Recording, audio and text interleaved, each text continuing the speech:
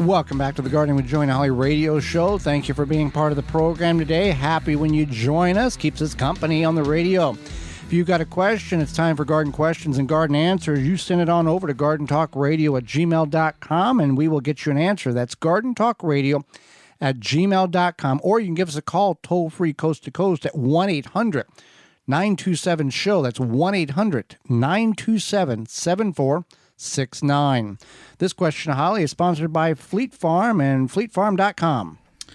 Yes, the question is, what is the best way to know when my sweet corn is ready to harvest? Okay, sweet corn, you're going to have the ears being developed on the stalk, one or multiple.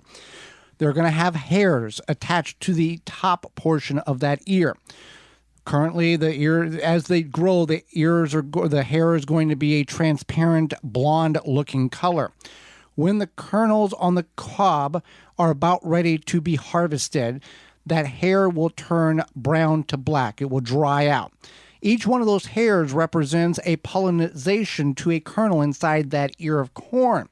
So what you want to do is once you see that brown hair, black hair, that drying out occurring, gently pull back a little bit of the husk. Touch it with your thumb or your finger, puncture one of the kernels. If the kernel liquid comes out in a milky substance or milky looking type of material, it's good to go. If it just comes out water, you're not good. It's not ready. Gently cover the exposed area back up the best you can. Wait a couple of days, try again, and then you'll be ready to harvest your sweet corn that you've worked very hard to grow. Fantastic. So then we have we've got a question here from John, who listens to us out of Denver on the Roar of the Rockies, KHNC 1360 AM. And he's got a question. We'll see if we can help. Hey, my name is John, calling from Boulder, Colorado. And I wanted to ask about fire blight and maybe another, I don't even know, maybe there's a second kind of blight disease that my fruit trees have. We have a fruit tree farm, and I'm using various products, copper fungicide, as well as, what is it? Monterey Farms has a really good product for disease control.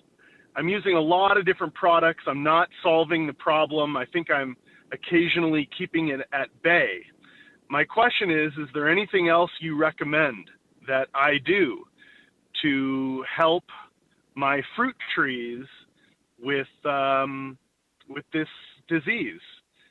Mostly we're talking apples, some plum, some cherry, and a few peach. Anyway, thanks very much. Okay, Holly, Boulder, Colorado, not Denver, but still KHNC, the Roar Rockies out there, 1360 AM. It's got some problems with fire blight or tree blight. Right. So what you can do is exactly what he's been doing, is using a copper fungicide, something made specifically for fire blight, something that is specifically made for that fire blight. You can find lots of products at your local independent garden center, and that's what you want to do. And then you would want to trim off where you find that blight.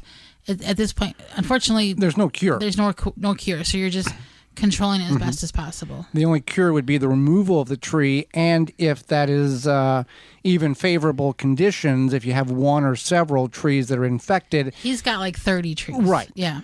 You spoke with him personally because we wanted to directly make contact with him and let him know what we know.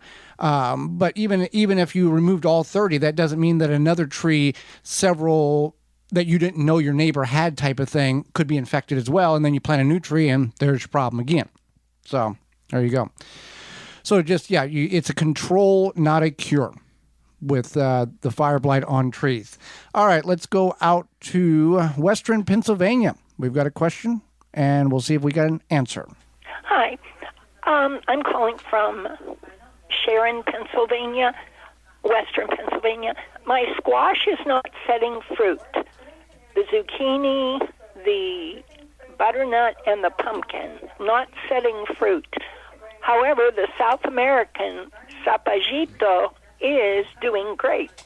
I just wondered why the squashes aren't setting fruit. Thank you. Bye. Well, she's listening to us on WPIC 790 AM out there, and there's really one universal answer to this. It's the bees. For whatever reason, bees may choose to pollinate or only have the ability to pollinate certain squashes and not able to access the other squash. Like she said, certain squashes are being pollinated, other ones are not. So the pollination in this situation, the best scenario or the best solution is to physically go out there and hand pollinate. If you don't have the bees, number one, next year plan ahead, I guess would be the best. Try to find native plants or flowering plants that could utilize the habitat for bees that they would like in order to get them into your particular environment. But hand pollination is the answer to this situation. Why is some being pollinated and others aren't? It's the bees, and that's the best answer that we can come up with to why some is and some is not. For more information, please visit thewisconsinvegetablegardener.com.